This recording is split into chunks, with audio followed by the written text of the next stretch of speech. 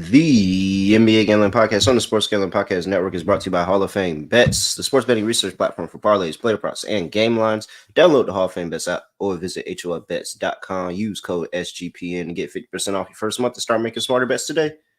We're also brought to you by Cut. Cut is the peer-to-peer social betting platform that's US-based and available in over 40 states. Head over to KUTT.com. That's KUTT.com. Use promo code SGPN to get 10% deposit bonus.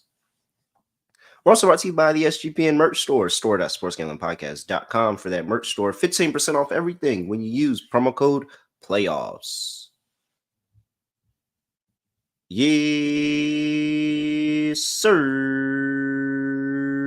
We're back with another edition of the NBA Gambling Podcast on the Sports Gambling Podcast Network. No me, no voice, no the guy. It's me, really real, villain real, Terrell Furman Jr. here at your service.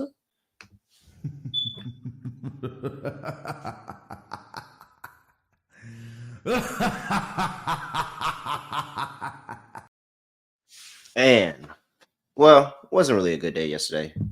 Didn't hit the locker dog. We got the Knicks though, but the Nuggets suck so bad that Jalen Brunson didn't even have to play the fourth quarter. 21 points, finished with 21. I mean, you know, this happens when you try to get extra plus money sometimes. Still had the Knicks money line, so I guess that was all right for me, but not good for the show. Scott Reichel had a better day than me though. Scott, what's going on? Scotty, beat me up. Surprise.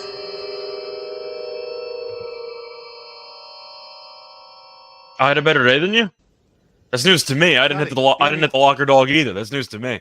But Kobe White screwed me. Played 43 minutes, couldn't get 10 RA. I think he had 9 entering the fourth quarter, and then played basically every minute of the fourth quarter, and still couldn't get there, which was really annoying. He finished with 10, so that was a bit of a heartbreaker. And then the Embiid same game parlay didn't work out because Philly got killed anyway. So not the greatest. I had the under on YouTube in that Knicks game, which worked out well. So we both made some money on the Knicks game. But besides that, not many competitive games yesterday. The Nets did cover. They didn't win. But the point is the Nets did cover the game. Really ugly game we thought it would be, so that worked out. But for the most part, not many competitive games. Yeah, and I feel like that's been kind of the story of the NBA for the last couple of weeks. A lot of people calling it the National Blowout Association, and that was definitely the case last night because you had a lot of short spreads, and a lot of the games were decided by double digits because, well, the Lakers won by 9, but that was pretty one-sided for most of the way through. Indiana dominated, Utah dominated, the Celtics killed Miami. The Knicks ended up killing Denver. You had the Warriors game, which was really entertaining. I had a live Warriors moneyline play at about 2-1, which I'd rather not talk about because Steve Kerr doesn't know how to use timeouts, and the Warriors can't get a shot with 12 seconds left. I don't know why I wouldn't be surprised by that. Steve Kerr has had a long history of just letting Steph take the ball. I didn't say I'm not surprised by it. I'm just saying that it annoys me that coaches in general don't call timeouts automatically before the final possession, especially with Curry, who I know is an all-time great player, top 10 player of all time. He's abysmal in the last 5-10 seconds of games. Like, he's just really bad, historically speaking, at hitting big shots and didn't even get one off because he ended up turning the ball over. They trapped him, and he turned it over again. But the Warriors have been brutal late in games, and I don't really understand the point of, especially after a jump ball, it's not like your team even had Sacramento scrambling. They were set defensively, and you just watched your team not even get within 35 feet of the basket in the last 12 seconds as you did nothing with the basketball. So I would always call a timeout on the final possession because most of the time, maybe you'll disagree with me, most of the time you don't get a good shot.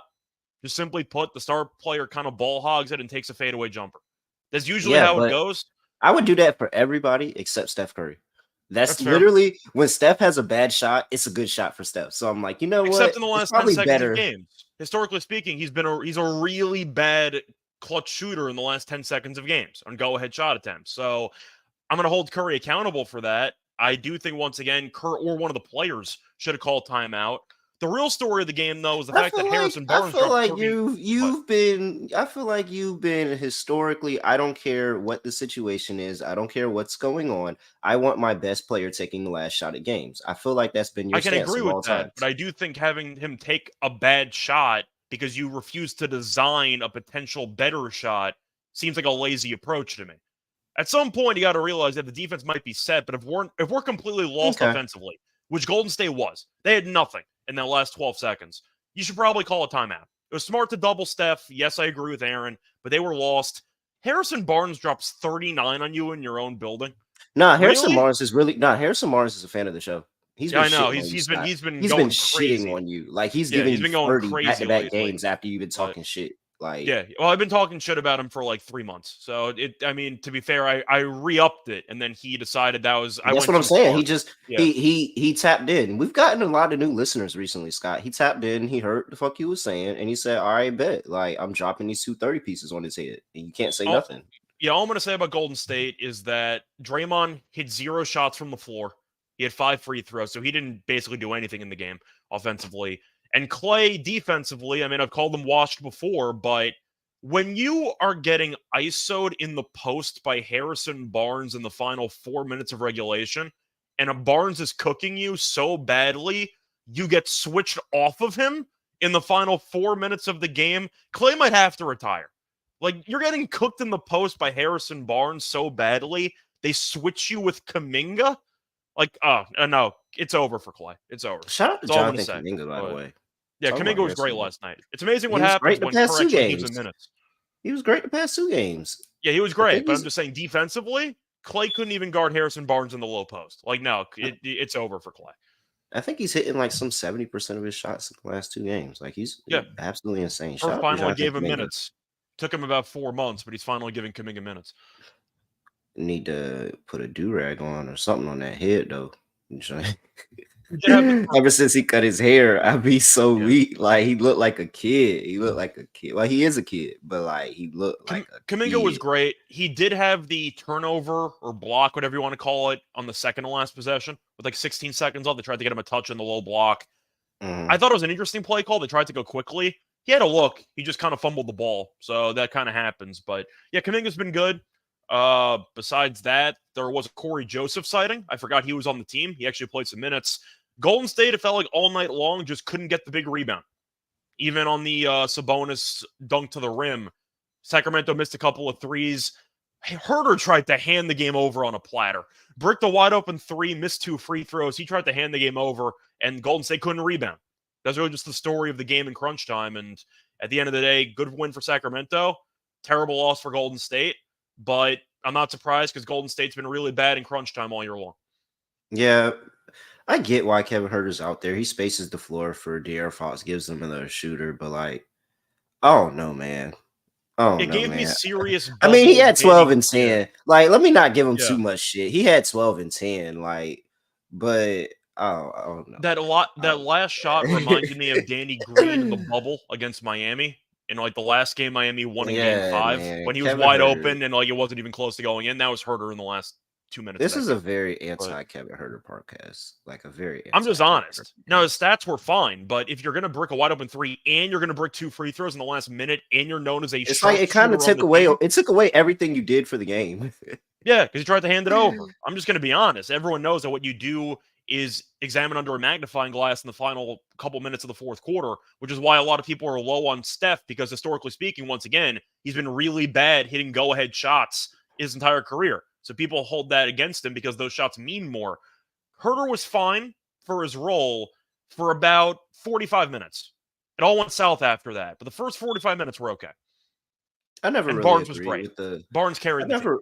I never really So- agreed with the Steph bad clutch time shooter thing because he's always got 2 hands in his face trying to get the ball off every time in the clutch. Whereas Jason Tatum has ample opportunity and just misses the shot. Whereas Steph has somewhat valid reason, not capping for him, but somewhat valid reason of why There's he's different missing defensive these coverages. I'm just shots. pointing out that a lot of people hold it against Steph that his numbers in the last minute of games or the last possession of games are really bad, historically speaking.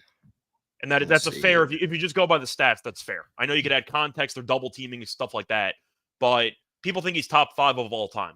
I don't. I think he's top 10. But once again, I do think that it's fair to hold that against him if you're going to be viewed as a potential top 5 guy of all time. That's how I look at it. You're thinking of who you might have over him. Yeah, who's over him? Well, of course they're going to have Jordan and LeBron. That's going to be standard. Kareem's going to be up there in top 5. I would probably I'm putting Magic up there. I think Magic's better than Curry all time. And you could argue, you have Larry Bird, you have potentially Kobe, Shaq. You have a couple options. I don't think Curry's top 5. I think he's top 10, but I wouldn't put him top 5. I don't think Durant's top 5 either. I think that Durant GOAT conversation is just an absolute joke, but I wouldn't put Curry top 5. All right, that's your opinion. That's your opinion. Once again, top 10. I'm not calling him a scrub. Like, I think he's a top 10 player of all time. I don't know. But calling somebody, because if you call Jordan top 10, you're calling him a scrub. So, well, that's because if you call LeBron top 10, I think it's a reasonable 10, spot to put Curry. He's not 10. I'd probably put him like at 7 or 8. I'm not going to list them all out now. I got to actually go through it, but I'm not putting him top 5. Everybody in the chat, is Curry top 5 or top 10? Everybody in the chat. Just one. And don't say both. Just pick one or two. Yeah, don't say, Actually, know what better idea? Give me a number. You can say both. Say the number you think he is all time. Say the number. Just leave your number. If you think he's 6, I don't want to. I don't, because I don't like putting exact numbers on stuff because people be flipping and flopping. Okay, fine. His top career 10, still top going. 5. Top 5 or top 10? I'm just curious. Top 5, top 10. I'm curious. All right. While y'all do that, Underdog Fantasy has a way to play alongside your favorite fantasy players like Steph Curry and LeBron James. You can't play alongside Michael Jordan, but you could play alongside Michael Jordan in terms of fading the people that you think are worse than Michael Jordan. You can do that in the NFL, NBA, NHL, college basketball, college football. Just simply pick higher or lower on their fantasy stats with Underdog Fantasy, and you can win up to 100x what you paid because they have some very, very spicy plays. We're going to do an underdog lineup at the end of the day, and we're going to try to hit this one. I think we missed the last 2, so we're going to try to hit this one. When you sign up with promo code SGPN, Underdog will double your first deposit up to $100. That's Underdog Fantasy, promo code SGPN. All right. That's it for that first read. Yeah. All right. I don't know if you had anything else you wanted to add from yesterday's games, by the way.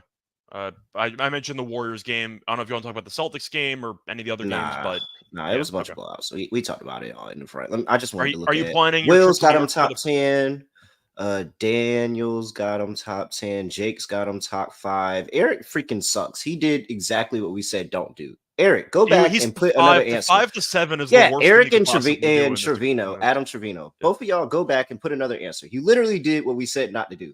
I said top 5 or top 10, and you said 5 to 7. Marvin, name 15 guys better than Steph Curry. It seems like most people have top 10. It seems like most people agree with me. They have him somewhere in that 7 to 8 range. Steph has 10. Fahrenheit has 10. William has 20. Name 20 less than or whatever it is. Name the number of guys better than Steph. I don't believe that. I think 15 and 20 is way insane. All right, top 5 for CapQuest. Top 5 in my lifetime, but top 10 all time. Ooh, okay, interesting. Okay.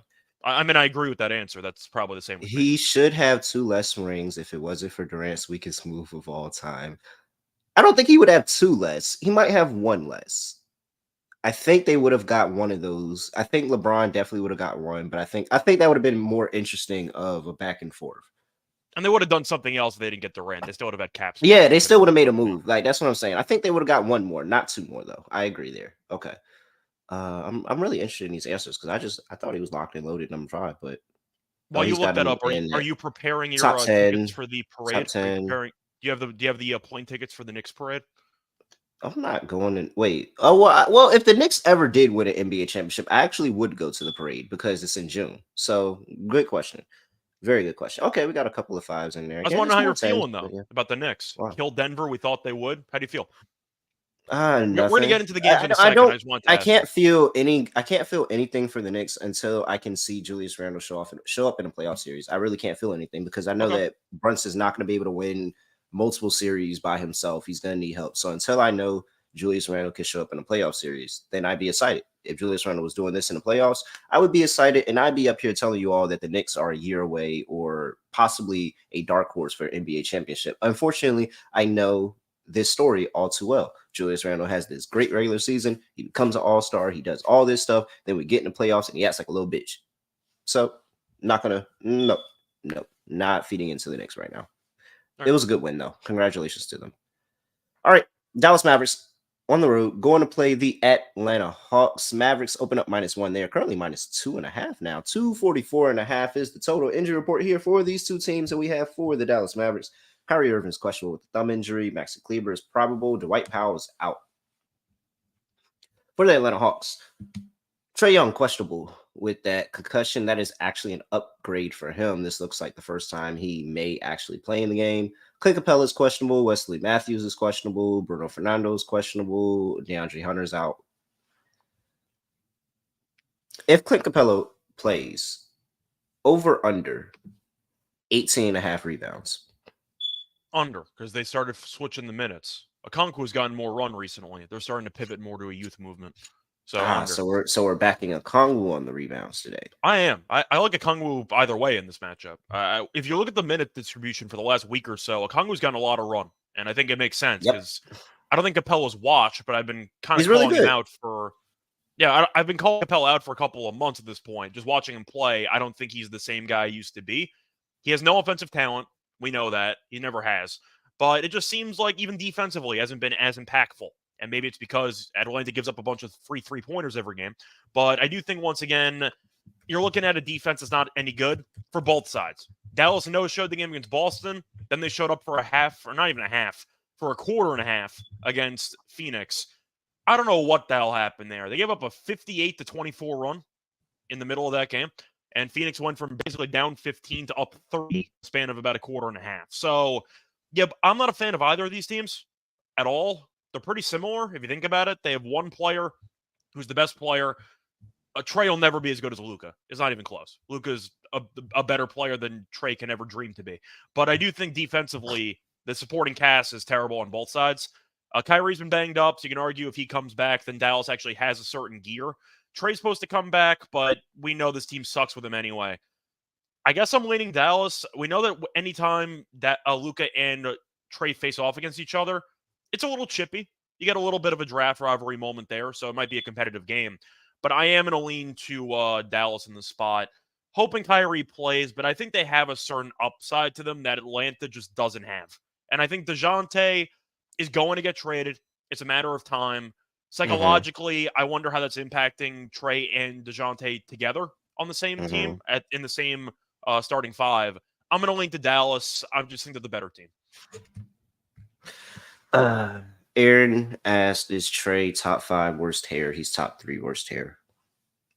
There's two that are worse than him? When Carlos Boozer spray painted that shit on his hair, that was number one. So you're going way back. I thought you meant like right now. Okay. I guess right now. There's some wild hairstyles in the 70s. Like if you want to go way back, there's some wild hairstyles in the 60s and 70s. Whatever Birdman was doing with his hair back in the day, that shit was terrible. Like if we go all time. It was like aerodynamic. Birdman. You went for the Denver thing. You know? He didn't fucking do shit. His hair was terrible. Yeah, man. We're fading the Hawks. and it's great because Trae's coming back, so I have even more reason to fade the Hawks. I'm fading the Hawks. I'm not even thinking about this. It's Dallas -2.5. There's really nothing to think about here. For bad hair, are you counting Shaq's hairline in the booth, or you're only talking about playing? Because that hairline in the booth is wild. Nah, but he be joking when he do it. Like he be joking when he let it grow out and then he line it up. Like he be joking. It be people that be dead ass with it. All right. 244.5 is total here. I'm not taking it under. These teams can't guard anybody. Yeah. I just don't want it to be a bad shooting night. Yeah. That's the trade-off. But if you're going to tell me both teams should have wide open looks the entire game, I'm going to lean to an over. Because, like, look at both of them are 4-5 to the under in their last 5 games.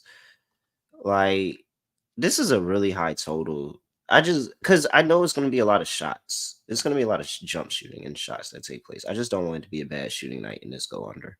I feel like this should be an easy over, but I'm a little hesitant. I'm not ready to fire away. I don't know why. Something is giving me pause there. All right. Player props.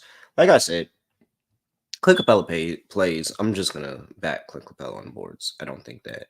I mean, even in limited minutes. And the line is kind of respecting the fact that he's not playing full minutes because his line is only at 9.5, which is... He can still get there, but there has been a switch with the starting unit. Or not starting Yeah. unit, but the minute distribution. Let me see. What's the what is well, I don't have his double up, do I? Or is it here? Oh yeah, there it is. Plus 120 for Clint Capella to get a double. What? What's a Conquo double though? I don't see it. Probably because he come off Okay. the bench. It'd be a little bit later. I think I would play both just to kind of extend my coverage. And the Conquo is probably going to be a lot because I haven't bet his double in a long time. But there was a stretch run where I was betting a Conquo and he was hitting stuff like that last season. So maybe this could be a run like that for him. But I'm not gonna think too much about it. I think Clint Capella could have a pretty solid day.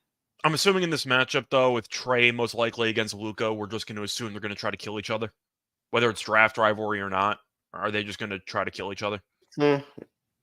Well, for sure, Luka. Trey's at 26.5. Yeah, I don't know how many minutes he's going to play, but I got to assume he's going to be playing close to like 36, 37. I mean, Atlanta's not good enough to ease Trey back. It depends on what. Yeah. I'm iffy on Trey. Okay. I really don't like this Hawks team. Yeah, I don't think anybody does. I don't think Atlanta Hawks fans will like this Hawks team. I will take THJ when they drop his props, though. Back in Atlanta, for sure. I'm assuming you like Jalen Johnson stuff. I don't see any props from right now, but I'm guessing you like Jalen Johnson in this game. Yeah, especially if everybody commits to not playing defense and they just say, all right, we're just going to score. You should have a good chance. Can I get Grant Williams unders because he gets ejected for a flopping tech, and I think that he's just not very good. I don't see lines on it, but he was on fire before he got ejected. Yeah, it's that move. He didn't want to fight though. He wasn't trying to fight though. No, he bumped into Nurkic and got bounced back. He really didn't do anything. When he got up, he was really supposed to still off on him. He definitely got added to the team. I watched that. When you got up, you was definitely supposed to just still off on him. But NBA players don't be wanting to get suspended and fined and stuff like that. So true, I feel it. But you definitely weren't trying to fight that man for real at all. Go ahead, add him to the team. Rudy Gobert. Who else was not trying to fight this season? But Rudy Gobert is just glaringly. But yeah, nah. Oh, Amp got added to the team too because he ain't and Cat because they didn't fight for Rudy Gobert. But how many people actually want to fight? Isaiah Stewart. I know Alonzo Trier did back in the day when he basically punched Isaiah Stewart was faking, bro. Like everybody stopped. He had the chance. He was in Brian face, had a chance, and didn't want to. And then when he's got a million people in front of him, now he want to charge at Braun, knowing that somebody of all those people is gonna go and freaking man. I don't care, bro. Isaiah Stewart won't try to fight. Like that was just he did a lot. He saw Russell Westbrook stand in front of his face with his dukes up, and then started acting fake tough. Like, oh, I hate Isaiah Stewart for that. That was lame. All right. Grant Williams really should have punched Nurkic stuff. He really should have punched the shit out of him. He should have punched the shit out of his ass. Who the fuck are you, Nurk? All right. I'm with Nurk on that one, but I don't know what Grant Williams was doing. He tried to walk over a guy, and then Nurk like bumped him. And he's like, "What's your problem?" Yeah, I feel it. But he tried to walk over the guy. I'm with Nurk on that. But it's like it's between me and KD. Get your ass fuck out of here. I don't know who the fuck you are. All right. He should have punched his ass. Both of them should really Nurk should have punched his ass first. I'll take Nurk in that fight at minus 700. Minus 700. He killed Grant Williams. Oh, I don't know. From some Europe. He's from where Grant Williams from? He's from Bosnia. Guy grew up in like negative. What they do in Bosnia? He doesn't give a damn. He's what they know about Bosnia? I think he killed Grant Williams. That don't hold no weight around here. Where's Grant Williams from? Now I got to look and see where he's from. From UFC, I'll tell you right now, I'll take the Eastern European guy against the American. That's usually how it goes. But I'll take the Bosnian. I heard Houston to win comfortable. Not to mention the height advantage and the weight advantage. But yeah, I'll go with Nurkic. And literally, it would take maybe under 20 seconds. I think that Nurkic would. It depends on what part of Charlotte he was hanging out in. If he was hanging out on the right side of Charlotte, I'd take Grant. But if he won't hanging out on the right side of Charlotte, I wouldn't know. All right, I'll take the European. Yeah, I try not to swear too much, Steph. I'm trying to move on, and so I got to stop swearing as much. So appreciate that. My fault. I ain't mean to. I think that he will that Grant will whoop his hind part. I will take Grant. All right. Okay. Good luck with that one. The Phoenix Suns on the road going to play the Indiana Pacers. Suns open up -6. Pacers are down to +4.5 now. Yeah, +4.5. All right, 243.5 is total. Injury report here for these two teams, and we got Tyrese Halliburton still out, and for the Suns, Bobo out, Eric Gordon questionable. All right, we got the Pacers on a back-to-back here. Is it a back-to-back? Is this the back-to-back? Yeah, it was a this nice is win the against back-to-back. Philly yesterday. Pacers on no rest this season, looking like, where did you go? Pacers 1-7, 1-7 ATS on no rest this season. That is tied for league worst with the Atlanta Hawks. Does that just solve it at that point? Like, do we need to break anything else down? They're 1-7. Yeah, what is this line movement going back towards Indiana?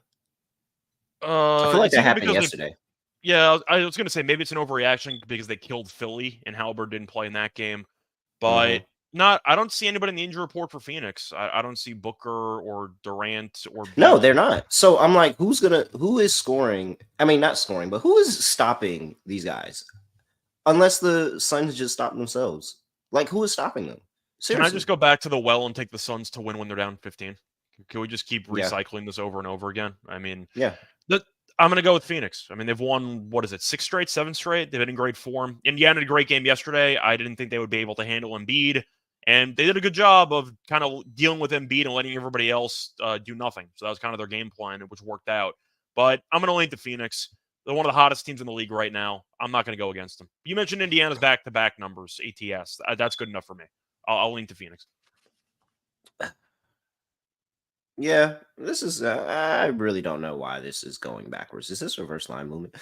I don't know who'd be know. betting on Indiana, so it probably is Yeah, reverse line like, movement. but I mean, I understand, and it's a kind of a fade, but I just really like, honestly, truly, like, just X's and O's. Who's guarding some of these guys? Like, I just don't think the talent defensively is there. When Phoenix wants a bucket, they can get a bucket. So it means, I guess, it probably goes over. Give me Phoenix team total over. That They're I gonna agree score. with. Yeah, I They're think gonna Phoenix score. scores a lot of points. If Indiana pulls this out, and if we are wrong, I don't think it's because Indiana's defense. So yeah, what's that team total at? Let me see. Let me pull that up. Well, you real pull quick that for up. the I think I like people. Booker points in this game. I know Durant's been Okay. great. Booker's been insane recently. He outscored Dallas in the entire third quarter by himself, but he goes to the rim a lot. And Indiana's allowing the most points in the paint per game. Durant, we know, is a great player, but a lot of it's mid-range stuff. I think Booker's going to get to the line a lot. I think he's going to challenge Turner, and I think he's going to end up getting 30-plus points. So I like Booker points in this game. All right. 125.5 is total for this one. They actually haven't been over that. Only been over that in one of the past 4 games. 4 straight unders for this Phoenix team. No, 5 straight unders. I'm sorry. 5 straight unders for this Phoenix team recently. And these two teams did play recently. It was a 7-point win by Phoenix. 117-110. I don't know if I remember that game at all. And it happened. That 5 was days ago. it was because they should have never pushed. I think it was because I think I was on Indiana and I got the push. I'm trying to remember what was I the truly just context. don't remember that game at all. But either way, yeah, it happened 5 days ago. Phoenix won. So Yeah. All right. Why is it? That's weird. The line is really killing me here. You have any But props you like in I'm this with Phoenix. I like Phoenix team total over. That's 124.5. I like that. I might be tempted by I'm with you Siakam's with assist in this Book. game. I'm with you with Book. I kind of want to take Nurk rebounds. I feel like this is a Nurk rebound game because I just don't trust anybody consistently rebounding for the Pacers. Thoughts on Siakam assists in this game? It's at 4.5. He had 5 assists yesterday in the first quarter. He finished with 10. Had 7 against Phoenix on the 21st. 4.5 feels a bit low to me, especially with Halliburton not playing. I like Siakam assists over. I'm still trying to get a feel for Siakam in offense. I feel like he kind of, one day he's scoring, one day he's assisting, one day he's kind of doing it all. Yeah. He had 8, 6, and 5 yesterday, and they looked pretty good. So in the first quarter. So I just think that number's too low for a guy who had 7. I've been waiting for the big Andrew Nembhard game, bro. We haven't gotten it. Like, just put TJ McConnell in the lineup if he's going to do this. Like I kind of been waiting for it to kind of at least something that I look at Andrew Nimhard and be like, oh yeah, let's hammer He him had today. 19. Because remember He had last 19 year, points. He had 19 but and no, 8 last game. but no, but remember last year he had a run where he was like double every day. He was putting up Halliburton numbers. He was getting like 12 assists, 13 assists, 14 assists. Like he Yeah. was putting up Halliburton assist numbers, and it just feel like it hasn't been there. Well, the double-double's been short, but I'm just saying 19 and 8, 15 and 7. Nemhard's been fine. Yeah. I mean, I'm not really talking about the scoring aspect. I'm weak. It hasn't listed as a power forward here. Yeah, I'm not really talking about the scoring aspect, but it's just more of like, the offense calls for somebody to give the big assist game, the 15, the 12, those big assist game, even though Halliburton is out. And we saw Nimhard do it a bunch of times last year. We saw TJ McConnell do it last year. Just feel like we haven't gotten that from him this year. Kind of disappointing. Was looking forward to that. I might play it today because I talked about it. All right. Let me see an assist ladder for Nimhard, see what that does. The Houston Rockets on the road going to play the Charlotte Hornets.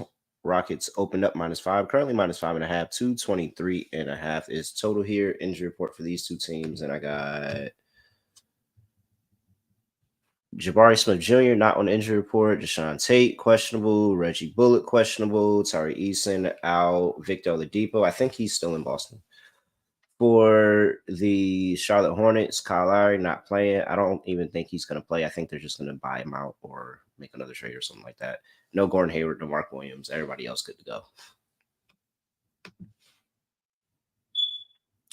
All right. I'm not laying 5.5 with Houston on the road or not. This team's falling apart. I believe the last time we talked about this team, you said it was going to be an ultimate kind of test spot for you, because if Houston ended up beating Portland, you would have thought that, okay, maybe they can salvage it. They lost outright to Portland. I know Jeremy Grant had the banked-in three-pointer at the end. I get it, and they ended up winning in overtime. But if you're losing outright to Portland as double-digit favorites, I'm not going to lay this number with you. I know Charlotte lost to Washington, so I am aware that Charlotte once again – or no, it was Detroit. Charlotte lost to Detroit, which is definitely not a good sign. I can't lay 5.5. Houston's that bad on the road. They lost to Portland last game. They're really struggling. I'm going to go with Charlotte plus the points. Yeah, I think I'll take Charlotte in the points. Bounce back spot after losing Detroit. Very, very poor showing by Detroit. But LaMelo couldn't shoot. He was terrible the entire game. I still don't feel super, super good about that play. I really don't like either one of these teams right now. But I'll take the points. Why not? Not really too keen on the side in that one. What's Houston totals at again? Straight up? Straight up? Yeah, just straight up. Because, I mean, they're laying 5.5. I mean, straight up, they're 4-15. They're 4-15. Like, yeah, I can't expect them to win by 6 if they have lost 15 of the first 19. I can't do it. I'm going to lean to Charlotte in the spot. All right. And then we have, what's that? 6, 12, and 1 ATS. So yeah, they're not that good. All right. Let's see here. 223.5. Yeah, I just heard the fire alarm go off. I'm sorry, guys. I mean, what, you want me to change it mid-show? Like, you want me to stop the show, go change it, and then that's a I fun bit right now. We don't have a name for that segment, but that's a pretty fun bit. Yeah, so I mean, I can't really do nothing. Can't really do nothing about it right now. But I just realized, what was 223.5? It's actually going down, that total. I think I'll lean under. I don't feel great either way, but Charlotte only scored 106 against Detroit. Yeah, I don't trust either team offensively, especially on the road for Houston. So I'm gonna lean to the under in this game.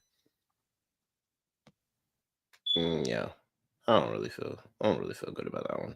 All right, I do like Fred VanVleet threes today. That's the prop that I like, and it's really not that I like Fred VanVleet, because I don't. I think he's a guy that he just shoots on volume, and then some days he hits it, some days he not. But he's averaging 9 3-point attempts over the past 5 games. It's one of the top in the league. You have Charlotte, very, very noted poor against defending the 3. He went 5 for 10 against them in the game earlier. So I think his threes are at 2.5. And let me see here. 2.5 minus 135. I think he can get to 3. And he can go 3 for 10 and it not look like a really efficient day, but we still cash the props. So Fred VanVleet threes, I think, is something that I'll be on. Yeah, I'm going to run back Brandon Miller at 17.5 points. He's gone over in 4 of the last 5. It's minus 130. I just think that Miller's going to get enough volume. I think that he's in line for a good game here.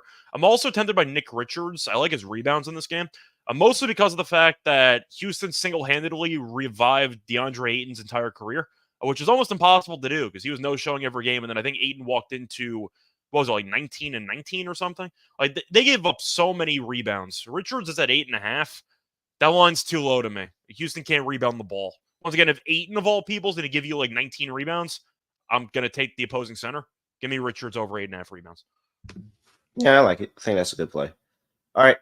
Anything else in this one? No, not really. It's not a great game. All right. Before we get back, got to talk to you about Cut. Cut is a peer-to-peer social betting platform that's US-based, available in 40 states. Plus, you can bet directly against your friends or other users, sports, politics, pop culture, all this other stuff with a verifiable outcome. Make sure you tap in with Real Money Kramer in the NFL. He's giving you some really, really great odds on the Chiefs. So make sure you do that and tell him that Patrick Mahomes is the GOAT. However, I'd be happy. You know what? Whoever wins the AFC Championship game, I'll be happy. I just hope my bet's on the right side. We got to talk about that later today, Scott. Create your own bets. Cut handles the payment side of things. You don't have to chase anybody down for money, anything like that. Cut is the peer-to-peer social betting platform. US-based, legal in 40 states. Head over to KUTT.com. That is KUTT.com. Cut.com. Promo code SGPN for a 10% deposit bonus. We're also brought to you by Hall of Fame Bets, sports betting research platform for parlays, player props, and game lines. Bet anything with historical stats and data with Hall of Fame Bets. And they have a revolutionary parlay optimizer tool. Breaks everything down by hit rate. And you don't have to worry about, is my parlay good enough, anything like that. Green. They're going to tell you, hey, you have a pretty good chance of hitting this parlay today. You should take a stab at it. Download the Hall of Fame Bets app or visit HOFBets.com. Use code SGPN to get 50% off your first month and start researching, start winning with Hall of Fame Bets. We're also brought to you by the merch store. 15% off everything in the merch store. Help us against the other shows by buying your favorite NBA gambling podcast gear. Jake is going to set us up with some cool new merch over there in the merch store. Promo code playoffs. That is 15% off the merch store. Promo code playoffs. Store.sportsgamblingpodcast.com. All right, next game of the slate. We got the Clippers on the road going to play the Toronto Raptors. Clippers are sitting at -8, 235.5 is total.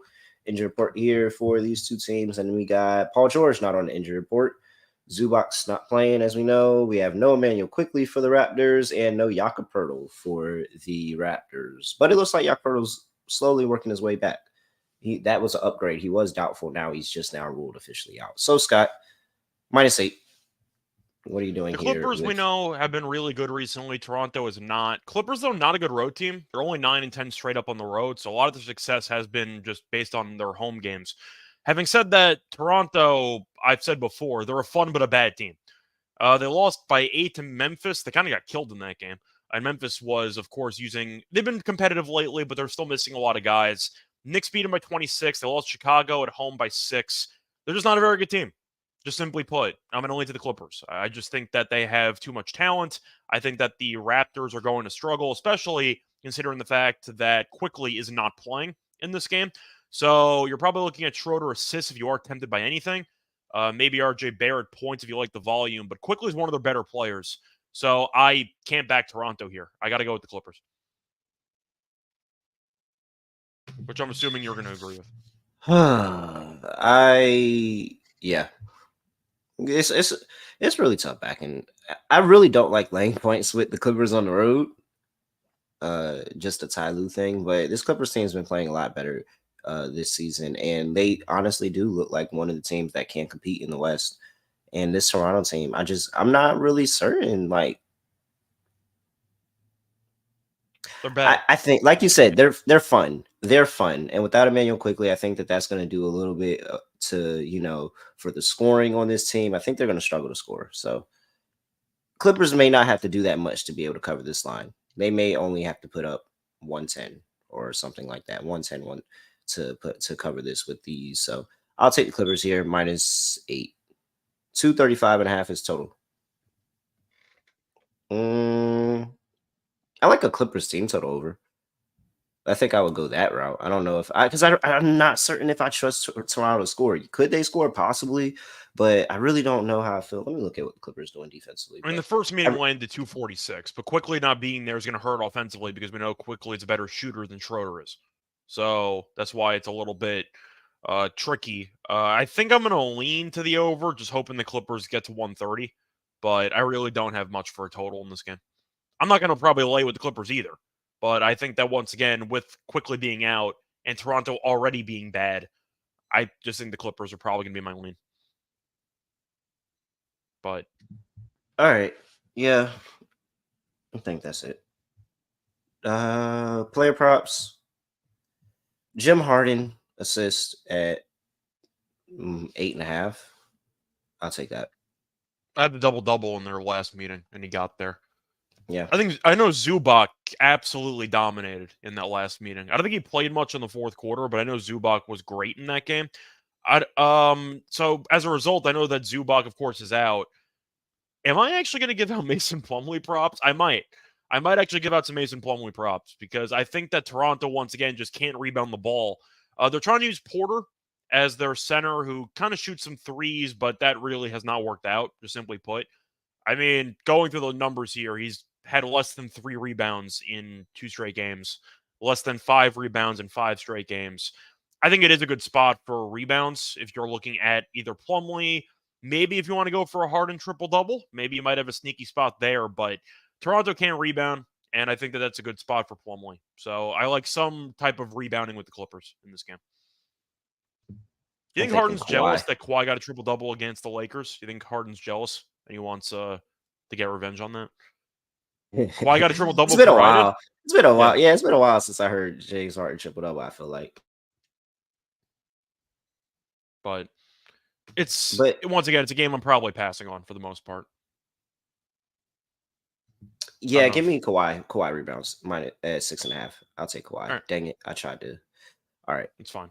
You might just embrace it at this point. It's fine. Whatever. Oklahoma City Thunder on the road going to play the New Orleans Pelicans. My nemesis, the New Orleans Pelicans. They are open up -2.5, currently down to -1.5. 239.5 is total here. Injury report. I have where are you at? Thunder. Olivier Sarr, whatever, because yes, Olivier Sarr is out, and Matt Ryan. Why do we keep putting him on injury report?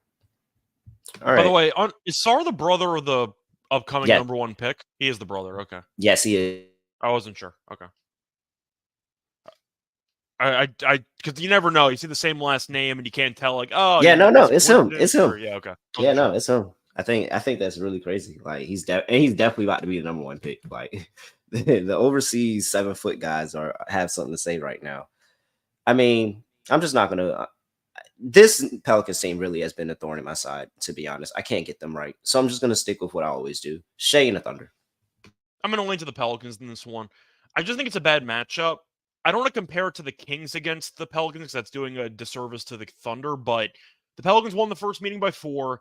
I still have too many issues with the Thunder's lack of size. And you're looking at Zion, you're looking at Valanciunas, and I just think OKC gets killed on the boards in this game. I think that New Orleans is able to get to the paint at will in this spot. I know how good Shea is. I know that Jalen Williams is incredible. Chet's been fine. Wemby's officially overtaken him for Rookie of the Year odds. I believe that's now at like -180, as it should be. But I think you're looking at, once again, New Orleans just has so much size and just weight on the inside. I really just expect New Orleans to dominate on the interior, so I'm going to lean to New Orleans in the spot at home. But it's going to be a fun game. Looking forward to it. But I think New Orleans, once again, when you can dominate the boards and you can dominate points in the paint, that's usually a good recipe for winning at home. That's good enough for me. So. All right. 239.5. I'm going over. I think this is. I'm on the over as well. But yeah. Y'all didn't hear it, but I timed that one out perfect. All right, so we got the player props. You know I'm rocking with Shea. You know, but man, I be trying to tell folks like That boy J-Dub is going insane Mhm. recently, man. Like J-Dub, like he's on another level. He's on another level where he's actually stepped his game up. And I just hope he can stay on this level instead of going back down. Like I hope this is where J-Dub is at. Because if they keep going forward like this, he's gonna be really, really good, man. Like he's gonna be really, really good. So I like J-Dub over 18 and a half. I like Shea. And yeah, I do like that Valanciunas rebounds line as well. I think that it's at 11 and a half. 9.5. I'm sorry. I like Chet assists in this game. It's at about minus 115 for over 2.5 assists. This line's way too low. Chet's been assisting the ball well recently. He's gone over this number in 8 of the last 10, gone over in 14 of the last 19. He had 3 in the first meeting. Spread is low, so you're assuming the game's going to be somewhat close. But once again, if you go over an 8 of 10 and you're on the court a lot, I just think this line's too low. Give me Chet over 2.5 assists at minus 115. All right. Budalite says Herb Jones will stop J-Dub. Dang, is J-Dub good enough for the Herb Jones matchup now? Like, is that where we've at? Where J-Dub is No, not good Herb's enough? gonna guard Shea. I mean, I don't know why. Yeah, that's what I was thinking. But if is J-Dub that good now? Shoot, that boy J-Dub. Hey, that's why I was thinking I'd take J-Dub because I thought Herb was gonna be on Shea. But that's what's up. That's what's up. If J-Dub Herb's got gonna to guard the Shea. point where, yeah, Like, yeah. I think so too. I think so too. But if J-Dub got there, that's what's up for real. All right. Next game, we got the Cleveland Cavaliers on the road going to play the Milwaukee Bucks for the up-10 million time. Bucks open up -6, currently down to -5.5. 238 is the total injury report here for these two teams. And I got Tristan Thompson suspended and Giannis is probable. 5.5. I mean, I know what I'm doing, but I'm curious what you're going to do. Well, they just played, so it supports the immediate rematch fade angle there. I just like the over. I'm not really going to pick a side here. I'm just going to lean to the over in this game. I watched a lot of that last one. Giannis had a triple-double. I thought that Middleton actually looked pretty good. Didn't shoot the ball well, but I think he had 5 and 5 or 6 and 5 with rebounds and assists. So I thought he played pretty well. These teams can't guard anybody. At least Milwaukee can't. Milwaukee's a great over team because they can score a lot of points. They don't even pretend to guard anybody. Cleveland offensively was not very good for most of that game, but then woke up a bit late. I just like the over. I'm not going to overthink this one. So, yeah. I know immediate rematch angle, you tend to go the opposite, so you're probably going to lean Cleveland in the under in this game. But I just can't take Milwaukee defensively. I don't take him seriously defensively. I don't know if Doc Rivers is going to be there or not. He might not be. Maybe Prunty's the coach again. We'll see because Doc got hired. It's actually kind of funny. I think it's the 3rd time in 10 days that the Bucks have played the Cavs, and they've had a different coach in each 3 meetings, which I find pretty funny. But assuming Doc coaches tonight, but I'll lean to Cleveland getting points, and I'll lean to the over. Over's my favorite play in this game, though. Yeah, I'm definitely taking Cleveland. I think this was the time we take Cleveland. I got the first game, new head coach out the way, all those feels, everything. Now you come back and you back Cleveland because this is still not that good of a defensive team. And I think that they had a pretty good showing for a majority of that game against Cleveland, but now I think this is where we're getting that closer, high-scoring game where this is going to be the fun one we've been looking for. Yeah, I feel the same way. So I'm on the over as my favorite play in this game. As for props, I mean, I don't think they can stop Giannis. You got a free run to the lane for half the game. Middleton for assists, once again, has been kind of a underrated cash cow for me.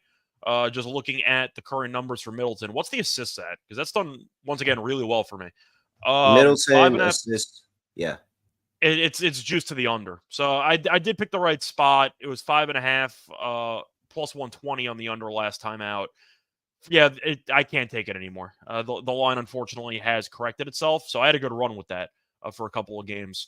But, yeah, I don't really have much else. Maybe Sam Merrill props. He's actually been really good recently, and he's gotten some run. So maybe Merrill threes is tempting if you want to go for that. He's gone over 10.5 points in 4 of the last 5. Once again, he's a 3-point shooter, so I think you're looking at Merrill having a pretty decent game. Since Milwaukee this season, they're okay against the 3, but recently it has not exactly gone well. But I do think looking at the spot, I really just think Giannis gets whatever he wants. I think Allen has a pretty good game. If we're picking Cleveland, we kind of have to take Mitchell points because I don't know how else they're supposed to score. So I just think it's mostly a star power game. maybe Middleton RA, but that's kind of dicey. So nah, and that's basically it. But I think Merrill's a sneaky prop guy in this game, so that's worth a look. But I know you keep trying to time out the thing, so I don't know when I'm supposed to stop talking.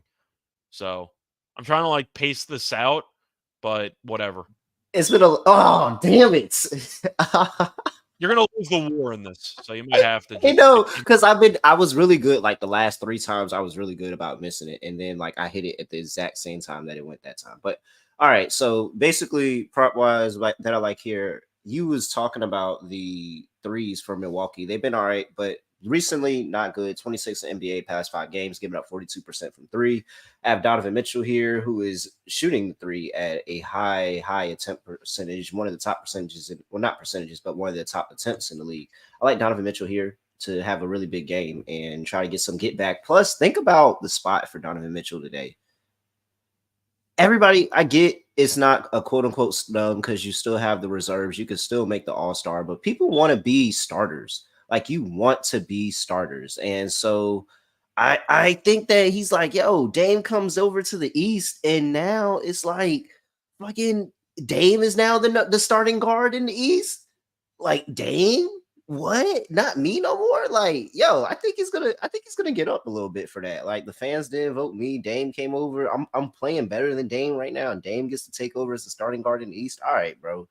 So I think there's a little chip in Donovan Mitchell's show today. I'm playing Donovan Mitchell today, but I like it. We forgot to mention that, by the way, for Trae Young, how he was left off of overall rosters for the All-Star game earlier in the show. But I still don't trust Trae anyway. So that was kind of a controversial take at the time. Reggie Miller, I saw, didn't have Trae on the no. All-Star reserve.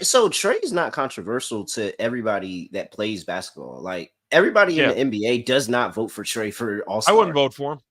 Yeah, like it's been years. Yeah, it's been years that it's been going on where like Trae will be like towards the top, and then you'll look at the player vote, and the players will have him like 14.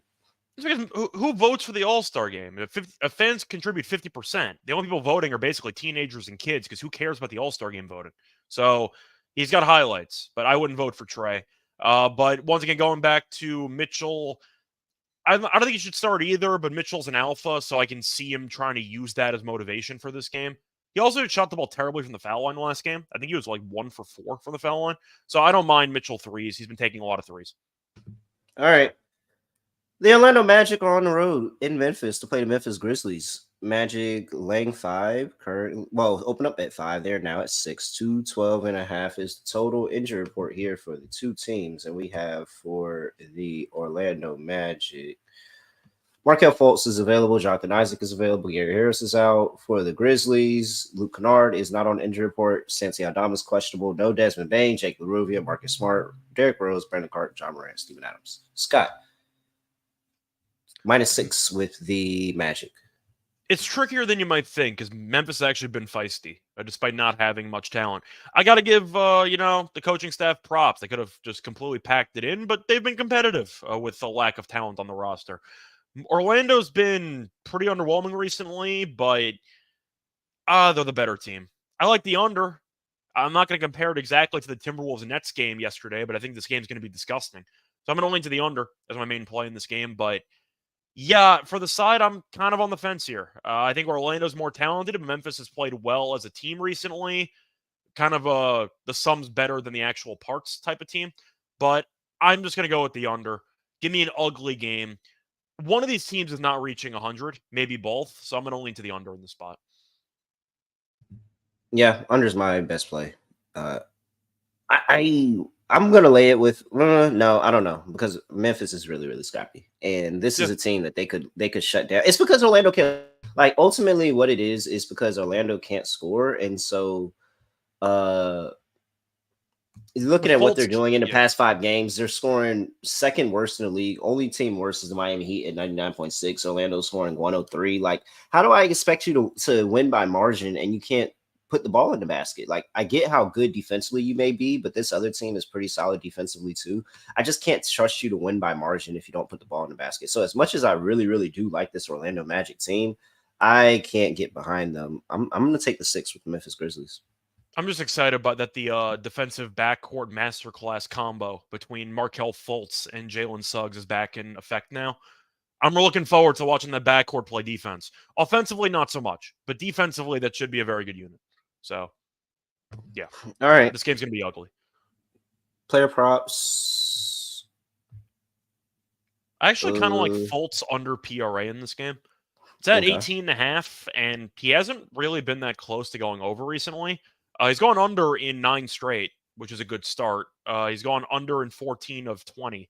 But once again, you're looking at Fultz, who has been kind of hovering around 30 minutes, give or take. It's kind of up and down, but I do think, once again, with a low-scoring game, we know Fultz doesn't score that much, so I'm daring him to get a lot of RA. I think that's, once again, a bit of a high number for Fultz. Under a 9 straight, yeah, sign me up. I'll take the under 18.5 for PRA. I am going to take Wendell Carter over 8.5 rebounds today. Is it because of the Pat Bev beef, or you just think he actually has a good matchup? It's a little bit of the Pat Bev beef. It's more because of the good matchup and just the rebounding. We've been fading, like, the Grizzlies, one of those teams we just kind of fade on the rebounding. Jaren Jackson Jr., more defensive, very unserious when it comes to the rebounding of basketball. Wendell Carter really, really should dominate. And maybe he takes Pat Bev's words and says, hey, it's more to the game than scoring points. And so he goes and he still had a bunch of rebounds in that game. So I like Wendell Carter on the rebounds today. I think for the record, I support Wendell Carter in that beef, for the record. Might be an unpopular opinion, but I support Wendell Carter in that beef between him and Pat Bev. I don't know. Is that an unpopular opinion?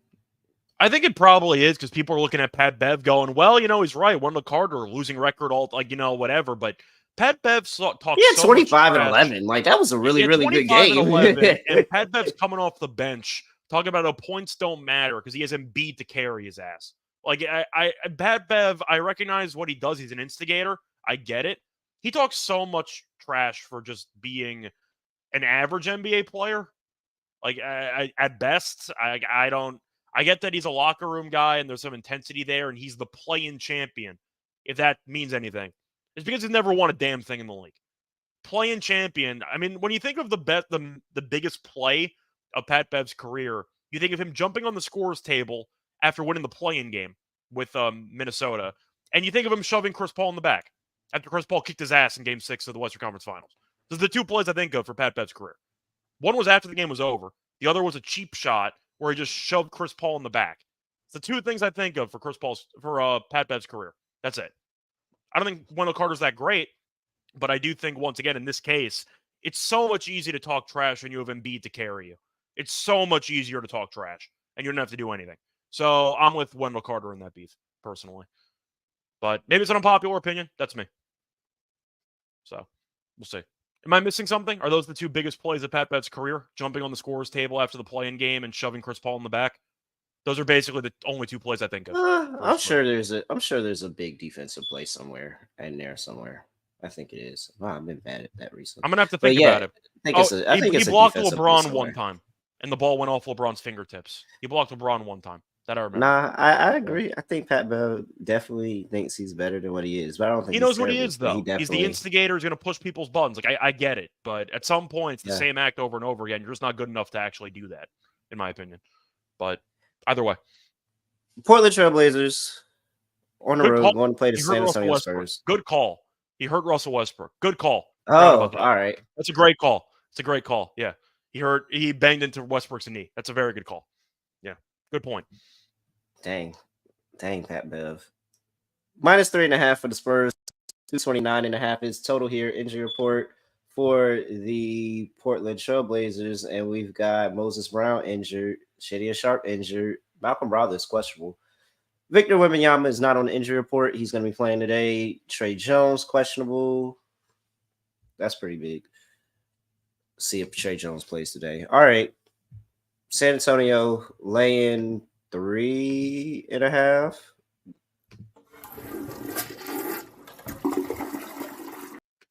What you doing here, Scott? I don't want to lay points to San Antonio. I like Wemby props, except I looked at his points and it was at 24.5. But I think he had 30 in 21 minutes in the first game against Portland. What, he had 30 points and 7 blocks in the first meeting in 21 minutes? I know San Antonio killed Portland in the last meeting. Simons didn't play. I don't really care. I'm on Portland. Nice road win against Houston. Or nice, I forgot if that was a road or a home win, but nice just overall comeback. I think that Portland, once again, is a bad team, but with Grant, with Simons, with Brogdon at point guard, not totally atrocious. They're not good, but San Antonio, once again, everyone looks at Wemby's stats. I made a comp on Twitter, which I kind of like. I called Wemby the Ohtani of the NBA. He'll put up the most insane stat line. They're down 20. They don't win any games. He puts up insane stat lines. They lose every time. I'm not laying 2.5 or 3.5 with San Antonio. Give me Portland in the spot. All right. Only concern about this game for me, really, honestly, truly, is the fact that Portland sucks. So, like, this could be Wemby taking a night off because he gets up for really big games. He gets up really, really big games.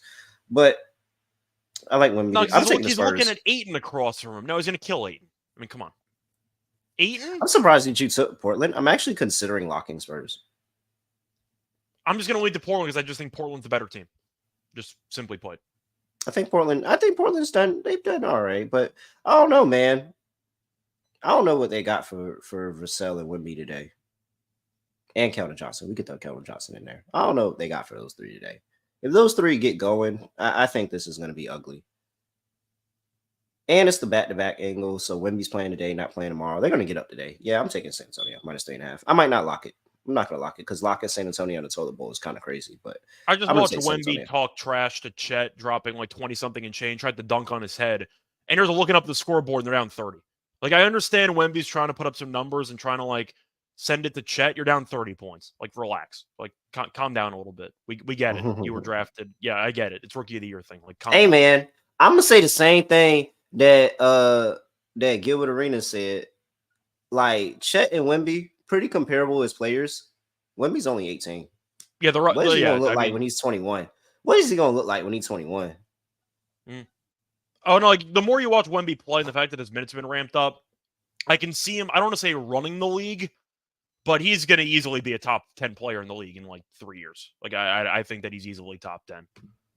Yeah. All right. Anything else? What player props you like, Scott? I like Wemby for blocks. I know it's at 2.5. I don't mind a ladder. He had 7 in the first meeting. 7. Mm-hmm. Like, I have to like the blocks there for Wemby. I don't mind points either. Yeah. Last game was 4. He had 4 against OKC. He had 4 with like a quarter to go. I don't think he had one in the fourth quarter. But I do think you're looking at, once again, a spot where Wemby points is worth consideration. I think Ayton, I know he had a great game against Houston. How does Wemby not just punt every shot he makes, or at least kind of make Ayton scared to shoot the basketball around the paint? I think I have to like Ayton under for points. I know fading opposing centers means you should blindly ladder his points over since I'm doing it, but I just think it's a bad matchup for Ayton. He had one real good game against Houston because Houston has no rim protection, and Houston has been really bad against opposing centers all season long. But Ayton's giving up, like 5 inches of height in that matchup, and we know that Ayton's pretty passive in general with the basketball. Isn't it a bad matchup for Ayton in general? I got to assume it is. I think Simons has a big game, though. If I'm going to pick Portland to win, I'm kind of blindly backing Simons and Grant to carry the team offensively. All right. So that's how I'm looking at it. Yeah. I'm just going to back my guys. Wemby and Vassell. I'm going to back my guys. JR, to be fair, you mentioned Giannis. Vassell's been really trash recently, so he's due. He is so due for a good game. JR, you're mentioning Giannis was skinny too. Giannis also had a massive growth spurt. I think Giannis was like 6'8" when he came to the league, and then the next year he was like 6'11". So it's a little bit different. He had a late growth spurt there for Giannis, but yes, he gained weight. I think Wemby will do the same. He seems like he's got a good head on his shoulders. He's focused to the game. I heard he's got a bedtime at 10:30. I haven't gone to bed at 10:30 since second grade. So apparently he reads for now. He's got a lot of like random stuff going on, but it seems like he's wired the right way. He's gonna be really, really good for a long time. But as a rookie, once again, they've been careful with him. He should win Rookie of the Year. I think he's gonna run away with it. But I do think once again, it's a good matchup for him against Ayton.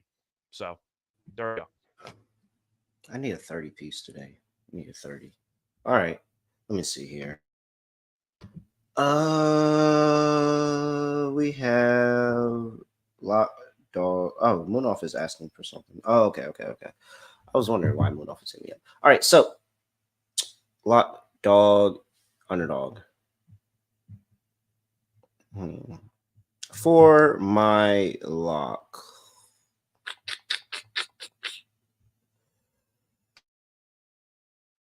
Anything jump off the page to you? Yeah, I'm gonna just stick with what I did last time. Give me the under in the Orlando Magic and Memphis Grizzlies game, under 212.5. Both of these two teams can't score. Like, they literally anemic to scoring. They both play really, really good defense. This could be one of those 90s type of game. Neither team gets to 100. So I'm gonna back the under 212.5 here. I'm really fating the offensive the offensive efficiency of both of these two teams, where they just, like, it's not like they're not trying, they're just not good at it. They're not good at it right now. Defense is where both of these two teams play, so I don't expect the score to get, it's really low at 212.5, but I don't think either team, one team gets to 100. That's it, max. All right. Yeah, that's how I feel. For my dog, Donovan Mitchell. How Donovan high? Mitchell. Going threes, points? What are you thinking? Let me find a line and I'll tell you. I'm gonna go ahead and let you go, but let me find a line. It's Donovan Mitchell, and I just want to figure out how I want to do it. All right. So for my lock on the show, I mean, I got a couple options. I was actually tempted by that under in that Grizzlies game, but I think I am just going to go back to Nick Richards' rebounds at 8.5. That line is just way too low, simply put, especially with Houston giving up, I think it was a 19 to 8. And I actually want to pull up how Ayton did on the boards, but he might have had 20 and 20. Like, he was dominant in that game. He was actually dominating for once. But I do think, looking at this matchup, Richards plays a lot of minutes because Mark Williams, we know, is injured, and he's probably not going to come back for the rest of the season. Ayton had 18 and 17. So I think Richards, once again, is the main center on this team, has a good matchup. You can argue foul trouble will be a bit of a concern, but I do think, once again, Richards in the last couple games, rebounding-wise, he did have 10 rebounds against the Pistons in 27 minutes, had 12 rebounds against the Pelicans, 8 rebounds against Miami, 8 rebounds in 22 minutes against the Spurs, 9 rebounds against the Kings, 8 rebounds against the Bulls, 12 rebounds against the Bulls, 10 against the Kings. The point is, he's been hovering around this 8.5 number for a while, and Houston can't rebound. So I think it's a very good matchup for Nick Richards. It's also kind of fun to do a show with a lot of games, and I'm giving out a lock in the Rockets and Hornets game for a player prop. But yeah, I like Nick Richards in this game for his rebounds. Give me the 8.5 rebounds at minus 125 as my lock. For the dog, I don't have a number on it, but I am going to give it out. Give me Wemby over 3.5 blocks. They don't have it available. Unfortunately, they only have 2.5. It's minus 154. But blocks, if you actually ladder those up, those go up very, very quickly. So this might be a 2-to-1. We'll see what the price is for Wemby. Might be at the high 100s. But simply put, he had 7 blocks in the first meeting. He had 4 blocks last game against the Thunder. He, once again, has been leading the league in blocks for a couple months at this point, and Portland does allow a decent amount of blocks per game. We know Portland's not afraid to try people at the rim, whether it's Simons, whether it's Grant, or maybe Ayton himself. But I do think, once again, Wemby blocks. His minutes have gone up. He might play 30 in this game too. And I do think because of that, his props are still a bit mispriced. Portland is allowing, I think it's the 4th most blocks per game in the entire league. So I think because of that, Wemby's gone over in 6 of 10, gone over in 13 of 19. Yeah, usually when he goes for blocks, he's at 4, 5, or 6. So give me Wemby over 3.5 blocks as my dog. But that's basically it. All right. I've decided. I was going back and forth if I wanted to back Spider on his points or on his threes. I'm going to stick with where my handicap was on the threes. Give me 5+ threes made for Spider plus 220. Get it done. I think that there's a lot of angles. One, the Bucks not really good right now defending the 3-point line, 42%, giving up 42% from the 3-point line. But I also think it's the narrative angle of, like, yo, this dude Dame just came over to the East, and now everybody got him as the popular pick to be in the All-Star starter. I'm about to cook this man. I'm about to torch him. I'm about to show him that y'all don't know ball. So yeah, give me Donovan Mitchell, little chip on his shoulder today. 5+ threes plus 220. All right. And underdog.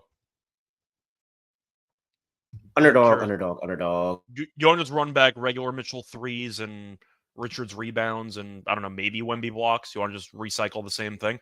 Or you want to try to think outside the box? No. I like recycling because... All right, that's fine. Yeah, I trust us. Let me just see if I can make sure I get lines on all that stuff. My app is updating. Okay, nice. So while you do that, yeah, once again, I feel like we're just going to recycle some props. I am curious if Wemby's available because some books have the blocks up, some don't. I'm kind of curious if Underdog does or not. Richards' rebound should be there, probably at 8.5. And Mitchell threes default is you can nod. What is it, 3.5 for his default threes? Probably. So we have Wemby here at 3 blocks and for I hated it higher or 3. lower. That sucks. That sucks. But you can do 4.5 blocks and steals at 1.25x. The steals haven't really been there for him recently, though. So I might But- actually try to do something else. But it Okay, is, I mean, it is fun. He had 7 blocks in the first meeting. So yeah, maybe. Let me just look at the numbers. I mean, he had 5. He had steal again. So yeah, okay, sure. Why not? Yeah, let's do it. Screw it. Yeah, we'll go with the Wemby, the 1.25 multiplier there for the steals and blocks. I think you said 4.5. So we'll take the higher on that. Mitchell threes, I'm guessing, is 3.5. Is that the line for Mitchell? Or if you have that in front of you? If it's regular 4, I probably... Okay, so it's 3.5 on Mitchell threes. And then the last one was Richards rebounds, which should be at 8.5, because that's really not juice. That should be regular at 8.5. Nope, Is it's that at 9? 9. Yep, it's Of at course 9. it is. That sucks. So we got Okay. 9 on Richards. We're going with the spicy play from Wemby? Yeah. Let's do it. Yeah, spicy. All right, so here we go. Victor Wembanyama, 4.5 blocks and steals combined, higher than 1.25x spicy. Donovan Mitchell, 3.5 3-pointers made, higher, and Nick Richards, higher than 9 rebounds. That's going to pay you plus $750.